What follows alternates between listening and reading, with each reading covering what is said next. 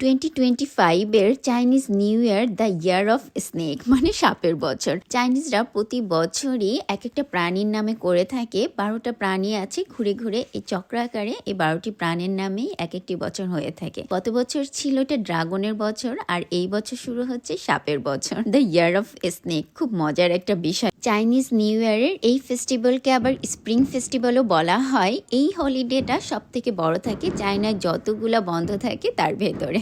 আর এটা সবচেয়ে স্পেশালিটি, বেশি বন্ধের কারণে সবাই হোম টাউনে যে ফ্যামিলির সাথে এই ফেস্টিভ্যালটা এনজয় করে থাকে। চায়নাতে লুনার ক্যালেন্ডার ফলো করে এই চাইনিজ নিউ ইয়ারটা এনজয় করে। চায়নার জোডিয়াক ক্যালেন্ডার অনুসারে এই স্নেকটা পড়েছে 6তম প্রাণীর নাম্বারে। ওয়েস্টার্ন কালচারে স্নেককে মনে করা হয় ইভিল আর অনেক ডেঞ্জারাস হিসাবে, কিন্তু চাইনিজরা সম্পূর্ণই বিপরীত। চাইনিজ মেথোলজি অনুসারে একটা গড ছিল যার নাম নোয়া। নোয়া ছিল অনেক দয়ালু, শান্তিময় এবং সাহসী। সেই অনুসারেই স্নেকের বছরটাও অনেক পিসফুল এবং শান্তিময় মনে করে, এবং যারা এই বছরে জন্মগ্রহণ করে মানে স্নেকের ইয়ারে, তারা অনেক ইন্টেলিজেন্ট এবং ওয়াইজ হয়, এটাই এদের ধারণা। আমাদের ঈদের আগের দিনের রাতকে যেরকম চাঁদ রাত আমরা মনে করি আর বাইরে অনেক ঘোরাঘুরি করি, চাইনিজরা আবার ওদের নিউ ইয়ারের আগের দিনের সন্ধ্যাকে মনে করে ইয়ার অফ ইভ, মানে ওই আগের বছরের শেষ দিনের শেষ সন্ধ্যা। এই সময়টাতে তারা খুব বেশি বাহিরে যায় না,